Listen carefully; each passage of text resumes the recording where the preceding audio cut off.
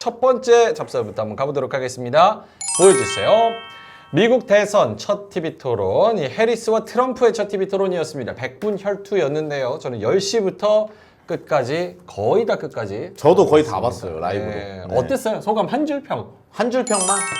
제 개인적인 말씀을 드리면 해리스가 잘하더라. 잘하더라. 생각했던 거보다. 와, 똑같네. 기대를 안 했거든, 해리스한테는. 네.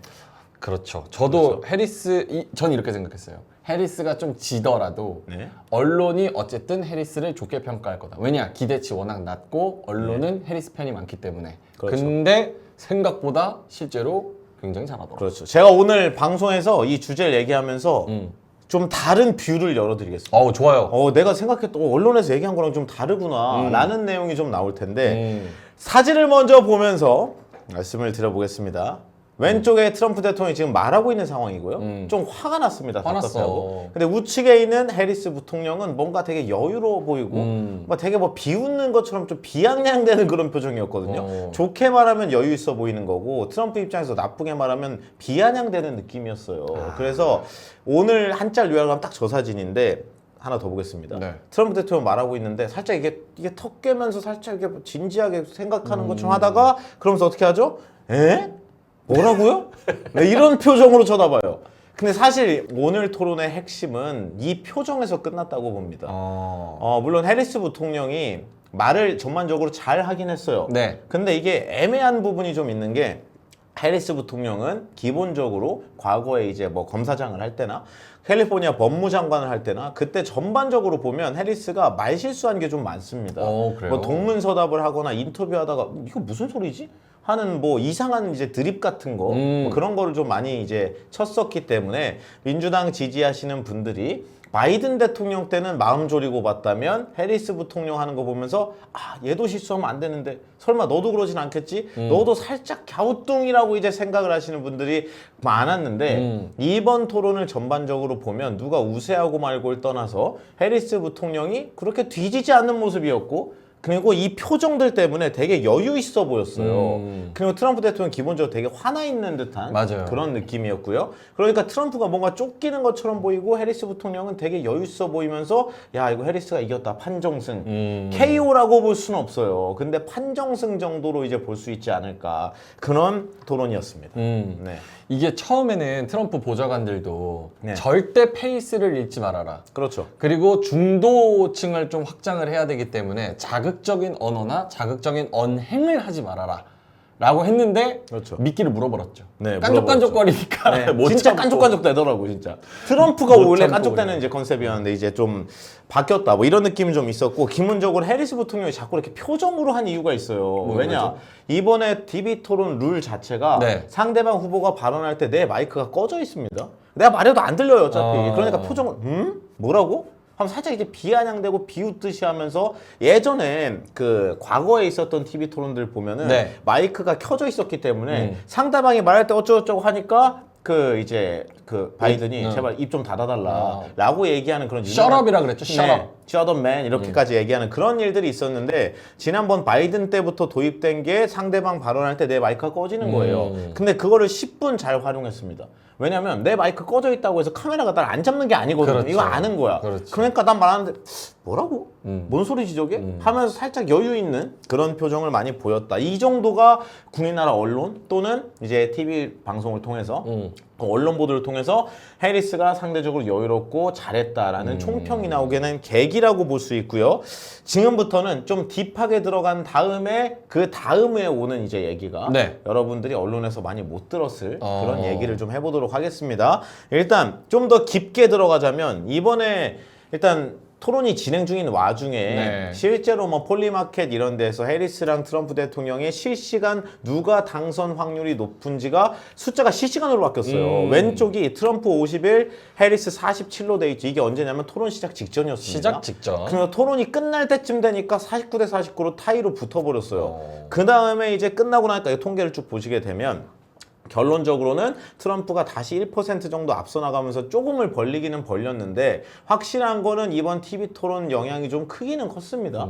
원래 박빙이긴 했는데 그걸 좀 좁혀놓은. 그리고 중요한 거는 지금 다음 대통령이 누가 될지를 통계를 내는 설문조사 사이트가 되게 많아요. 네. 저 제일 위에는 이게 폴리마켓이라고 써있죠. 폴리마켓은 뭐 코인 하시는 분들이 배팅하는 사이트라고 보면 됩니다. 그리고 하단에 있는 거 여기는 해리스가 더 높게 나오는데 저게 뉴욕타임즈 통계고요.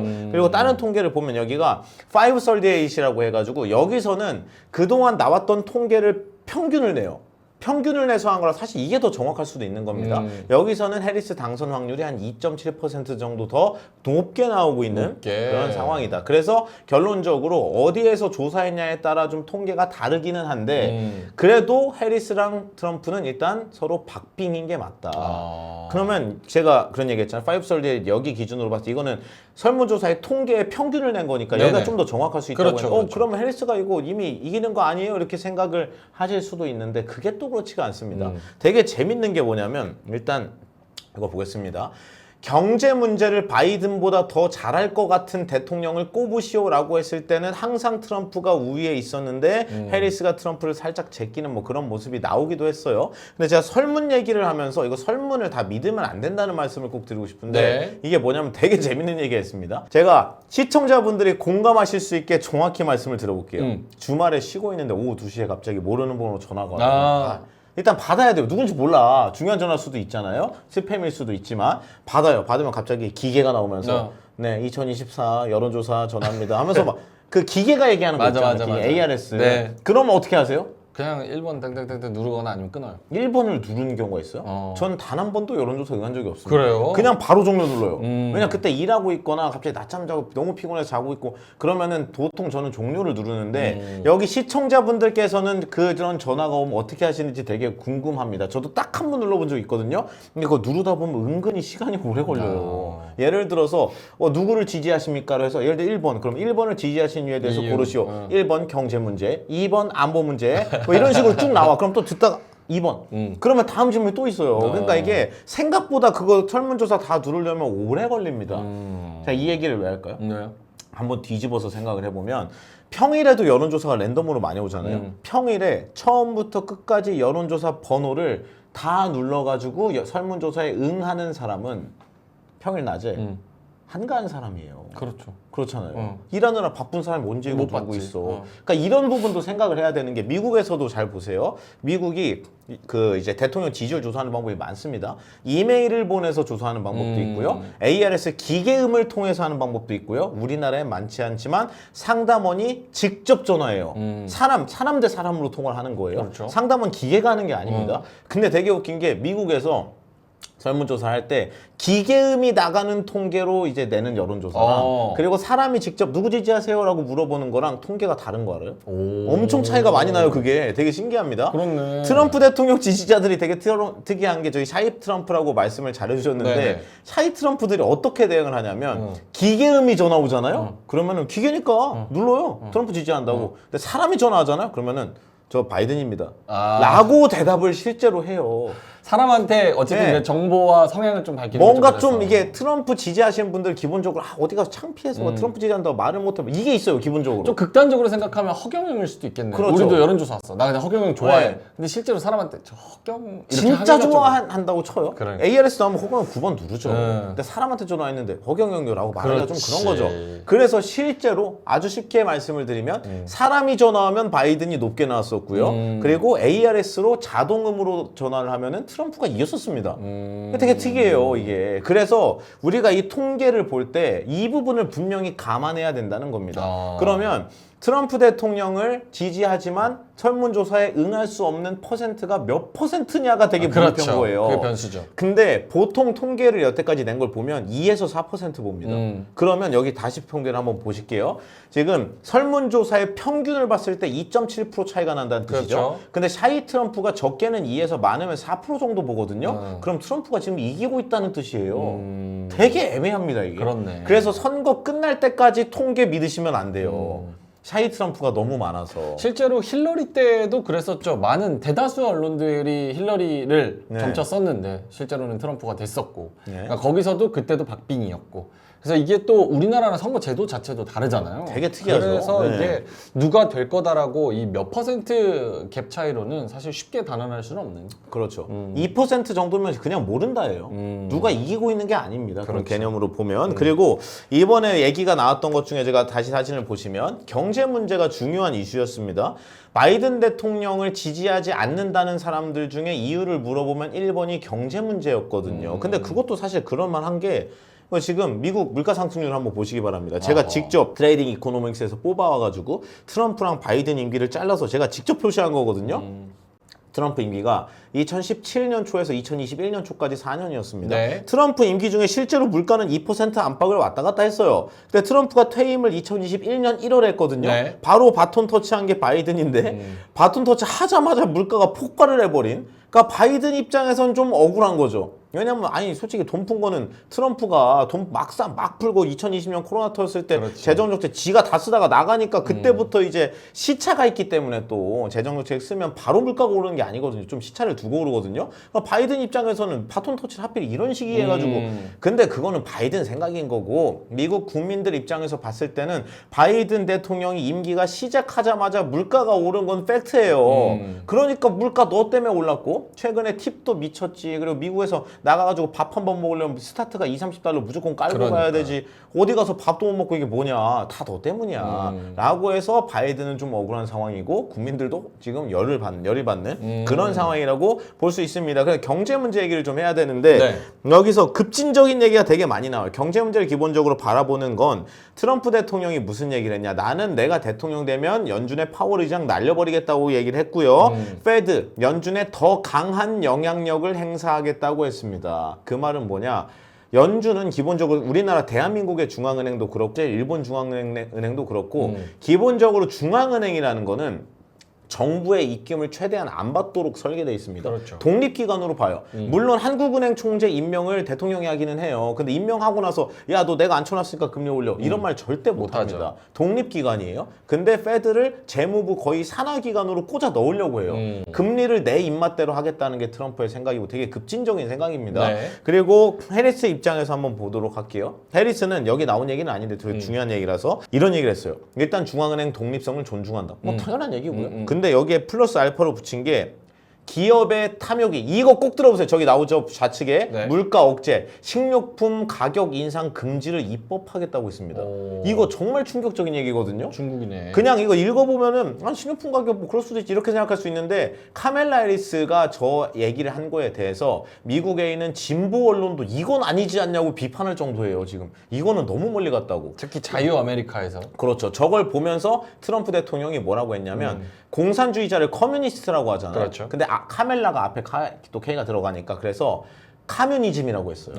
카멜라가 공산주의자로 미친 맞네. 거 아니냐고. 근데 그 말은 트럼프 말도 맞아요. 왜 그런 거냐면 카멜라가 원하는 건 딱 이런 겁니다. 여러분 최근에 물가가 올라서 바이든 때 힘드셨죠. 근데 바이든 이꼬르 해리스거든. 내가 부통령이었거든. 그렇지. 그냥 거기에서 자유로워지려면 어떻게 해야 돼요? 이거는 물가가 정부가 잘못해서 오른 게 아니라 일부 나쁜 식료품 기업들이 폭리를 취해서 그런 거니까 철퇴를 때리겠다고 했어요. 그래서 연방법으로 제정을 해서 식료품 가격을 정부가 정하게 하겠다고 했습니다. 이거는 되게 진짜 공산주의자 소리 그렇지. 들만하지 않나요? 그렇죠. 이거 진보 언론도 까요. 이건 아니라고 지금. 여튼 헬스가 그런 얘기를 했기 때문에 식료품 가격 올리는 제한 저 부분 정도가 이번에 되게 미국에서 중요한 포인트 중에 하나였고요. 네. 그리고 미국에서 또 논란이 많은 게 미실현 자본이득. 여기는 지금 안 나와 있는데 이것도 되게 중요한 얘기입니다. 미실현 자본이득에 대해 과세하겠다고 했습니다. 이거 저 이거 듣고 잘못 들은 줄 알았어요. 이거 아니 아무리 이게 진보여도 이거는 진짜 공산주의자 아닌가라는. 실제로 트럼프 대통령이 카뮤니즘이라고 얘기하는 거에 일부 공감이 됩니다. 그럼 내가 너무 멀리 갔어. 삼성전자 얼마에 사가지고 한 네. 20% 수익이 났어. 근데 네. 아직은 안 안 팔았어. 팔았어. 실현을 안 했어. 네. 그래도 과세 때린다. 네. 그 대신 초고액 자산가한테만 한다고 하는 거긴 한데 고액 자산가 입장에서는 어이가 없는 거예요. 내가 무슨 세금 안 내는 사람도 아니고 매도할 때 거기다 양도소득세 이런 거 다 내는데 그냥 들고 있다는 것 자체로 평가 수익의 계산을 하겠다. 과세. 그러니까 주식을 해보셔서 아시겠지만 내가 1억 삼성전자 샀는데 5천만 원 수익 중이면 1억 5천만 원이 찍혀 있죠. 근데 그거 내 돈 아니잖아요. 아직 안 팔았잖아요. 근데 그거는 평가 수익인 거죠. 평가 수익에 과세를 때려서 세금 걷겠다는 겁니다. 그럼 좀 되게 황당한 얘기기는 하죠. 그래서 이런 부분들이 좀 이제 욕을 많이 먹고 있는 그런 상황이라고 볼 수 있습니다. 그리고 고액자산가는 그 미실현 이익도 사실은 진짜 슈퍼 리치면 네. 그 주식이 오르던 내리던 어쨌든 이 사람은 안 팔 거잖아. 그죠. 머크 저커버그가 네. 페이스북 뭐 주식 뭐 오르고 내린다고 거기 뭐 그거 맨날 쳐다보고 있냐? 안 쳐다보고 있지, 그렇죠? 그죠. 근데 거기에 조금 올랐다고 해가지고 너 돈 많이 벌었네, 너 가지고 세금 와. 내야지, 현금으로 내 이래버리면 그렇죠. 사실 그게 그 좀 정도는 황당한 거죠. 어디 있어? 그래서 이거는 지금 진보이신 분들도 미국에서 전래전래 하고 있기 때문에 아마 이제 도입이 어려울 것 같다. 뭐 그런 생각이 일단 들고요. 네. 그리고 토론 처음 시작할 때쯤에 해리스가 무슨 얘기했냐면 제가 아까 봤기 때문에 기억을 합니다. 저는 중산층 가정에서 태어나서 몇 년 동안 돈을 모아가지고 주택을 구입하고 뭐 이런 자기 스토리텔링을 하거든요. 네. 근데 해리스가 최근에 그런 얘기를 많이 해요. 나는 중산층에서 태어났다. 라는 얘기를 되게 무슨 가스라이팅 하듯이 얘기합니다. 미들 클래스. 네, 그러니까 왜 그런 얘기를 하냐면 여러분 그 생각을 해보세요. 바이든 대통령은 원래 집안 자체가 정치 가문이에요. 그렇죠. 원래 명망 있는 가문입니다. 그럼 트럼프 대통령 원래 집안이 재벌이에요. 그렇죠. 그러니까 카멜라 해리스는 뭐야? 아니 중산층 입장 무슨 재벌이랑 니네가 어떻게 알아? 난 알아. 라고 얘기하면서 나는 계속 뭐 미들 클래스, 뭐 중산층이라고 얘기를 하는데 중요한 건 해리스 부통령 아버지는 스탠퍼드 석좌 교수입니다. 엄마는 인도 카스트 제도의 브라만 계급이에요. 귀족입니다. 네, 그러니까 뭔 소리야 이거 이렇게 되는 거죠. 물론 정치인들이하고 다 그렇게 말하지만 네. 상대적으로 내가 좀 없다. 뭐 그런 얘기를 좀 하려고 하는 것 같은 그런 느낌이었다고 이제 볼 수 있고요. 네. 국방 측면에서는 우리나라가 진짜 중요한데 그거 진짜 중요해 이거. 이게 아주 중요한 이게 그 쟁점입니다. 이슈인데. 트럼프 대통령이 뭐라고 얘기했냐면 러시아 우크라이나 전쟁은 24시간 내에 평화협정으로 내가 끝내버리겠다 라고 얘기를 계속 해왔고요. 그리고 나토 탈퇴한다. 유럽 니들이 알아서 막아라. 나 몰라. 라고 했고 동맹국들의 방위비 분담을 요구하겠다. 이거 딱 듣자마자 대한민국 바로 뜨끔이죠. 참고로 우리나라가 그 주한미군 방위비 분담금 협상할 때 한 1조 원대 초중반 정도 돼요. 근데 트럼프가 5조 달라고 했었습니다. 네. 자기 임기 중에. 그래서 우리가 질질 끌어가지고 안 돼 살려주세요. 막 이러면서 1조 초반까지 이제 끊어놨거든요. 실제로 5% 10%밖에 안 올렸어요. 근데 트럼프가 재임이 되면 난리 나는 거죠. 참고로 말씀드리면 트럼프 대통령이 재임 중일 때 당시에 국방장관으로 있었던 사람이 책을 썼거든요. 네. 뭐라고 썼냐면 자기가 트럼프랑 나눴던 얘기를 자서전에 쓴 거예요. 그렇죠. 야 코리아 리치 컨트리인데 왜 안 내냐 돈 5배로 올려. 그러니까 국방장관이 이거는 5배는 그래도 동맹국인데 적당히 올립시다. 그리고 다음 임기 때 하셔도 되잖아. 재선하실 거잖아요. 그러니까 트럼프가 재선 오케이. 재선하면 5배 올리자. 야 지금 좀만 올려. 이렇게 했다는 거예요. 그래서 그 국방장관이 하는 말이 트럼프 그러니까 재임에 성공하면 한국 난리 날 거다. 왜냐면 5배 진짜 요구할 거다. 저 사람 진심이다. 진짜 미친 개다. 라고 얘기했거든. 우리나라 입장에서 되게 중요한 이슈입니다. 방위비 분담금 협상이 지금 4조 원 정도 더 털리게 생겼기 때문에 네. 그런 부분이 있고요. 해리스 같은 경우에 당연히 우크라이나한테 계속 지원을 유지하겠다. 나토도 유지하겠다. 뭐 이런 얘기를 한 상태입니다. 근데 사실 누가 되든 우리한테는 그렇게 좋을 건 없는 게 네. 케네디도 마찬가지고 오바마도 그렇고 바이든도 그렇고 민주당의 정책은 일본을 넘버 원으로 생각하잖아요. 그렇죠. 동아시아에서는 미국의 분신은 일본이야. 그거는 이미 벌써 당에서 모든 게 답의가 됐어. 그리고 한국은 거기를 따라가줘야 되는 그런 전략적 요충지의 국가 중 하나. 이렇게 생각을 하니까 그렇죠. 사실은 민주당 트럼프는 우리나라 와가지고 뭐 위안부 할머니들도 이렇게 껴안고 또 방위비 얘기는 하지만 어쨌든 돈 달라고 하는 사람이나 혹은 옆에 일본을 더 우선순위로 생각하는 사람이나 두 사람이 다 우리한테는 좋지 않다는 거지. 그 아이러니한 게 이런 얘기도 있어. 이 말도 합리적으로 뭐 맞는 말이라고 생각하기는 하는 게 대한민국 위에 북한이랑 지금 휴전선 놓고 지금 계속 휴전 중이잖아요. 그렇죠. 공식적으로. 근데 어떤 얘기가 있냐면 대한민국이 북한을 바로 마주보고 있지 않았으면 미국이 한국을 키워주지 않았을 것. 그렇죠. 한국은 후진국이었을 거다. 이 말도 뭐 일리가 있는 맞는 얘기예요. 아이러니하지만 북한이 우리한테 엄청난 위협이면서 위협이 있기 때문에 미국 입장에서 자유주의 최전방으로 38선 딱 깔아놓고 한국을 키웠다는 거예요. 그렇죠. 그러니까 그것도 뭐 틀린 말은 아니죠. 여튼 그래서 방위 분담금 좀 애매한 문제다. 안보 나는 지금 세계에서 안보가 제일 중요한데 그렇죠. 누가 되느냐에 따라서 우리도 좀 전략적으로 진짜 치열하게 잘 싸워야겠다 이런 그렇죠. 생각이 듭니다. 그리고 지금부터 이제 재밌는 얘기. 네, 재밌는 얘기 지금 들어갑니다. 시청자 여러분들 집중해주세요. 언론이 별로 다루지는 않는 얘기인데 이거 팩트입니다. 찌라시 아니에요. 여튼 얘기를 시작해 보도록 하겠습니다. 네. 사진을 알아보시죠. 우측은 누군지 아시겠죠? 해리스? 네, 카멜라 해리스 젊은 카멜라 시절. 해리스 젊은 시절. 네, 젊었을 때. 어렸을 때부터 엘리트였어. 공부도 잘했고 어린 시절 검사도 했고 캘리포니아에서 검사장, 법무부 장관, 그리고 상원 의원까지 하고 부통령까지 간 겁니다. 그러니까 왼쪽은 아버지인가? 왼쪽은 그 윌리 브라운이라고 윌리 브라운. 아시는 분들은 아실 거예요. 왼쪽에 있는 윌리 브라운이랑 우측에 있는 카멜라가 젊을 때라고 했잖아요. 네. 둘이 나이 차이가 몇 살이냐면 30년 차이 납니다. 오. 카멜라 해리스가 지금 1964년생이에요. 그리고 왼쪽에 윌리 브라운이 1934년생이고요. 네. 지금도 살아 계십니다. 나이가 그래요? 지금 90이거든요. 근데 나이가 30살 차이 나는데 이 두 분 사진을 왜 보여드렸을까요? 모르겠. 은사인가? 둘이 불륜이에요. 와. 네. 리얼 팩트입니다 이거. 지금 아니, 불륜이라는 팩트니까 건 아니에요. 정확하게 해야 돼요. 아 본인들도 인정하는데요 뭐. 네. 이거 진짜 언제? 저 젊을 때 아니면 지금? 젊을 때 이게 언제부터 불륜이었냐면 알려진 바로는 1994년부터 95년까지 1년여 기간 동안 불륜이었습니다. 중요한 부분을 알려드릴게요. 왼쪽에 있는 윌리 브라운은 미국에서 캘리포니아라는 지역은 기본적으로 민주당 텃밭입니다. 민주당 나오면 그냥 무조건 당선돼요. 대부분. 근데 캘리포니아에서 민주당 헤드면 사실상 내가 대통령이거든요. 근데 왼쪽에 있는 윌리 브라운이 캘리포니아에서 사실상 민주당 대장이었습니다. 저때 당시에. 오. 그리고 그 캘리포니아 안에서 있는 주의회 의장을 했어요. 그때 당시에 로스쿨을 졸업한 카멜라 해리스를 만납니다. 당시에 카멜라 해리스가 만 29세였고요. 그리고 왼쪽에는 윌리 브라운이 60세였습니다. 네. 20대가 환갑이랑 불륜을 했다고요? 네. 왜? 29이. 정치 때문에? 파워가 있어서? 저도 모르죠, 그거는. 네. 진짜예요. 그래서 우와. 이거 찾아보세요. 그 진짜입니다. 그래서 중요한 건 뭐냐? 윌리 브라운이 사실 카멜라 해리스가 원래 스펙도 공부도 잘하고 그랬는데 정치에는 그렇게 연이 있었던 사람은 아니거든요. 윌리 브라운이랑 공식적인 불륜 관계를 1년을 유지했습니다. 공식적인 관계였어요. 네. 공식 불륜. 그때 당시 윌리 브라운은 이제 아내가 있었는데 별거 중이었던 걸로 알려져 있고 카멜라 해리스는 미혼이었습니다. 그래서 둘이 한 1년 정도 불륜 관계가 있으면서 어떻게 됐냐? 홍상수 같은 거. 카멜라 해리스가 엄청나게 정치적으로 성장해요. 네. 사실상 미국 정계에서는 뭐라고 얘기하냐? 윌리 브라운이 카멜라 해리스 검사장 달아줬다고 봅니다. 이거 팩트예요. 진짜예요.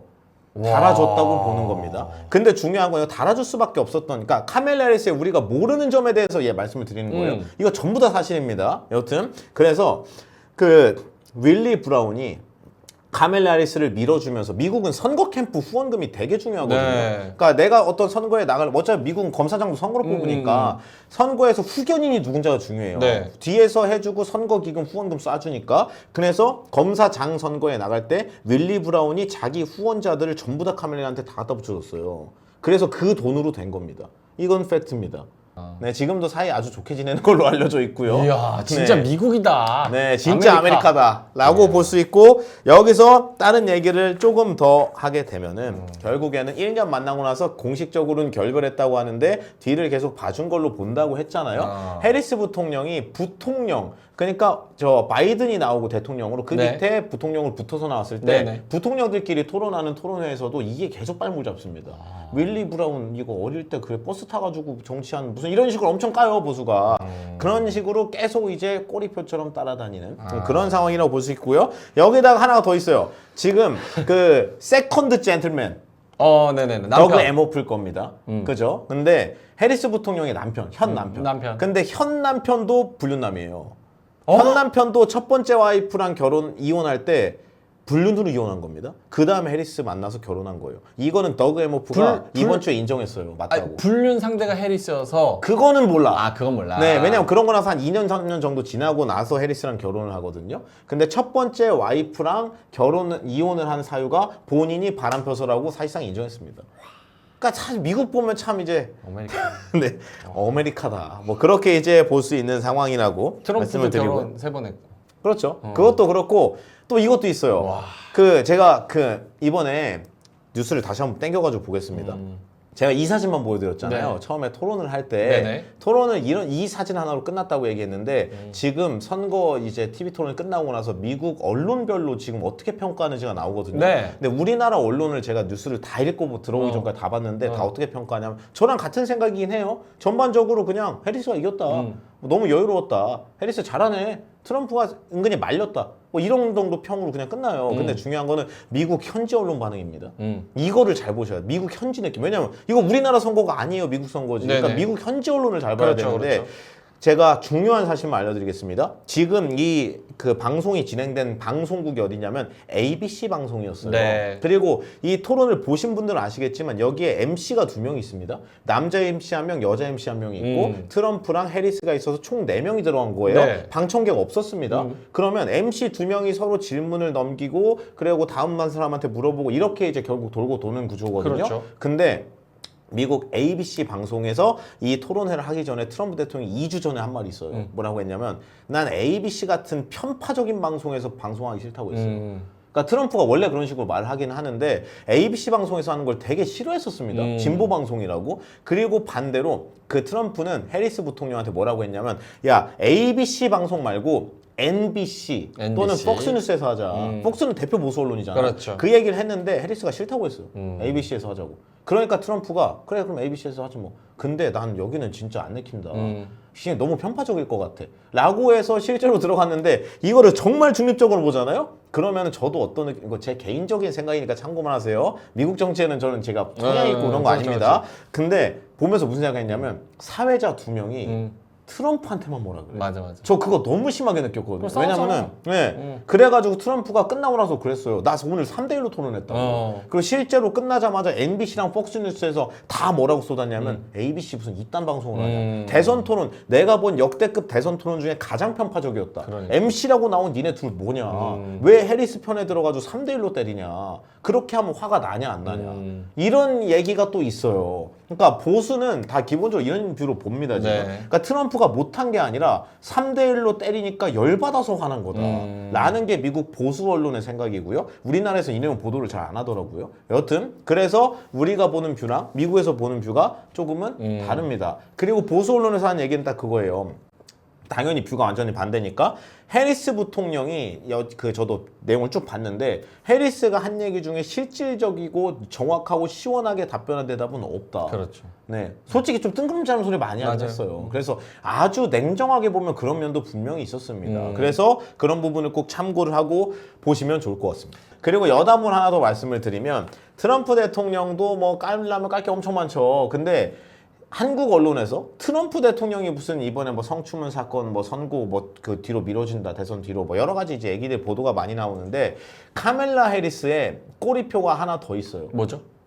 그 항상 이게 어떤 거냐면 카멜라 해리스가 캘리포니아에서 검사장 했잖아요. 그리고 법무장관까지 하고. 그러니까 카멜라 해리스는 캘리포니아에서 검사의 헤드였어요. 그러니까 검사는 기본적으로 기소를 하는 거잖아요. 그렇죠. 이런 거 딱 문제 됐으니까 야 너 이런 범죄로 너 처벌을 받아야 되니까 재판에 가자라고 한 게 이제 기소인데 뭐 갖다 욕을 많이 먹냐면 2011년 10여 년 정도 전에 11년부터 몇 년에 걸쳐가지고 미국을 떠들썩하게 했던 사건이 있어요. 10여 년 정도 전에. 그게 뭐냐면 천주교 신부들이 아동 사제를 성폭행한 사건이 있었습니다. 근데 그게 집단이었어요. 그러니까 일부 지역에서만 한 게 아니야. 그게 전국적으로 일어난 사건이어서 미국이 뒤집어졌거든요. 미친 거 아니냐고. 심지어 종교단체에서 그랬다고 하니까. 그래서 이거를 강력 처벌해라. 어떻게 아동 성범죄 아니냐 이거. 그래서 실제로 카멜라 해리스가 되기 전 검사장은 네. 그 범죄에 가담한 신부들 리스트를 다 뽑아서 기소를 하기 직전이었습니다. 근데 카멜라 해리스로 바뀌었죠. 그다음 카멜라 해리스가 단 한 명도 기소하지 않아요. 6년 동안. 그래서 아이러니한 건 캘리포니아에서 아동 성폭행을 한 그렇네. 신부는 아무도 처벌받지 않았습니다. 왜냐? 카멜라 해리스가 총대 메고 그걸 다 막았어요. 왜 막았을까요? 희한하다. 이거? 왜요? 이것도 지금 계속 욕먹어요. 왜? 왜 그러냐면 그러니까 이건 추론이에요. 추론. 카멜라 해리스가 제가 그랬죠. 정치하려면 어차피 후원금이 많아야 된다고. 네. 근데 카멜라 해리스가 종교랑은 사실 별로 관계가 없는 사람이거든요. 근데 캘리포니아 천주교 교구에서 후원금을 쏘기 시작합니다. 그래서 그거를 받은 이후로 아무도 문제 삼지 않았어요. 그래서 지금도 욕먹어요, 이걸로. 그러니까 미국 보수 언론은 카멜라 해리스 너는 그러니까 돈만 주면 다 되잖아. 그러니까. 이런 얘기를 해서 실제로 아무도 처벌 안 받았어요. 그러니까 정체성에 대한 이야기가 계속 나올 수밖에 없지. 그렇죠. 네. 물론 정치인 누구나 다 흠이 있죠. 근데 제가 이 얘기를 왜 하냐면 카멜라 흠은 아무도 얘기를 안 하길래. 트럼프 흠 많죠. 트럼프 깔려면 2시간도 할 수 있어요. 근데 왜 카멜라 얘기는 아무도 안 하는지 이거 다 사실인데 미국 현지에선 이걸 되게 중요하게 봅니다. 우리는 보도를 안 하니까 모르는 거예요. 실제로 찾아보시면 이 사건이 엄청 유명한 사건입니다. 그렇구나. 네, 그런 부분 정도를 꼭 참고를 하셔서 우리나라 선거가 아니라 미국 선거니까 미국 현지의 분위기를 우리가 좀 더 이제 공감을 해보자 라는 의미에서 말씀을 드렸습니다.